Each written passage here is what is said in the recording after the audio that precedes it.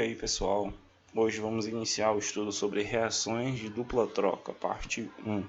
É um conteúdo um pouco extenso e eu fiz uma subdivisão, tá, dessas reações químicas para que a gente possa analisá-las de forma mais efetiva. Muitas reações químicas seguem determinado padrão de procedimento, certo? Existe aí uma certa tendência da forma com que elas aconteçam. Tá? O que determinamos de mecanismo de reação química. Quando tu faz um estudo aqui, ó, por exemplo, de uma reação genérica, tá? Você está propondo um mecanismo. O que é mecanismo? Como ela acontece. Por esse motivo, há reações químicas diferentes que se desenvolvem da mesma maneira, tá? Seguindo um mesmo mecanismo. Isso nos possibilita, né, agrupar uma série de reações em uma classificação específica, como é o caso das reações de dupla troca. Tá? As reações de dupla troca é o termo geral para que várias substâncias químicas possam reagir entre si com um determinado padrão. Então, elas têm um mecanismo. A reação de dupla troca é um mecanismo. Tá? Esse mecanismo, né, denominado de reação de dupla troca, funciona envolvendo sempre duas substâncias compostas como reagente e outras duas substâncias compostas como produto. A gente está observando aqui, galera, ó, que eu tenho uma substância composta, né, ó, AB, tá, formadas pelo elemento A e B de forma genérica, outra substância composta CD, que é formada aqui também nos reagentes, né, como a gente estudou na aula passada, formando AD e CB, que são outras duas substâncias compostas. Então eu tenho 1 e 2 como reagentes, 3 e 4 como produtos, todas sendo substâncias compostas. Então, é o primeiro requisito para que eu tenha uma reação de dupla troca. O mecanismo desse tipo de reação ela ocorre de forma que as espécies químicas de cada substância composta dos reagentes simplesmente trocam, né, as suas posições de lugar umas com as outras. Por que a gente pode perceber? Ó, o B está aqui ligado com o A e aí tu tem o C ligado com o D. O que a gente vê? O A está ligado com o D agora e o B está ligado com o C. O que a gente viu? Eles trocaram de lugar. Tá? O B com o C, com o D, trocaram de lugar. Esse lugarzinho que eu marquei aí, galera. Tá bom? Isso é dupla troca. Tá bom? Por isso que determina esse nome. Observe no esquema a seguir, né, que o esquema, que a espécie química B, que antes formava o composto com A, agora está ligado com o elemento C. Né, ó, troca de posição.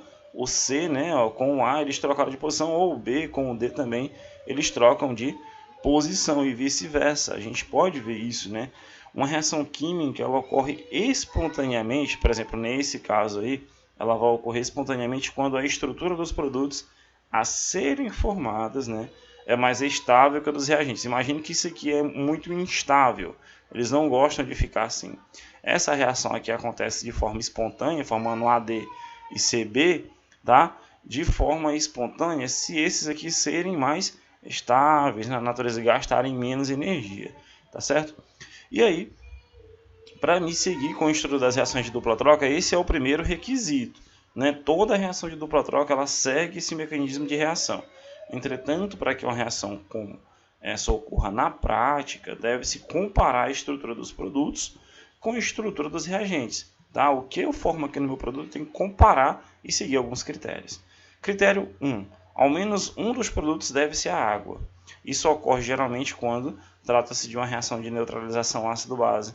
Tá? Normalmente tu tem ali um ácido com uma base formando sal e água. Então a reação de neutralização ela é uma reação de dupla troca. Tá bom?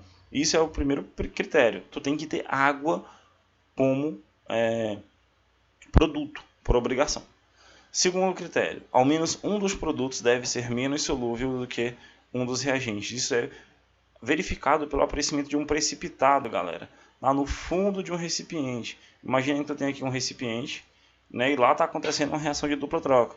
Então, no fundo desse recipiente, o que vai acontecer? Vai acontecer a reação química e vai aparecer um que a gente chama de precipitado no fundo, ou corpo de fundo, tá?